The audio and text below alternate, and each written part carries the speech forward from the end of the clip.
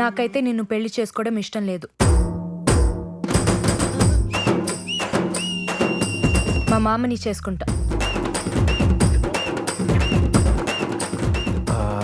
అయితే ఈ విషయం మీ అన్నయ్యతో చెప్తే నేను వెళ్ళిపోతానండి. నేనెందుకు చెప్పాలి? చెప్పపోతే పెళ్లి చేస్తారండి. చేస్తే నీతో ఉండిపోతానా? కాఫీలో విషం వేసి పెళ్ళైన వారిమే చంపేస్తా. కొన్ని దినాలు ఏడిస్తాను, క్యూట్గా ఉంటాను కదా. మా అన్న కరిగిపోయి ఏం కావాలంటాడు. మా మావని అడుగుతా.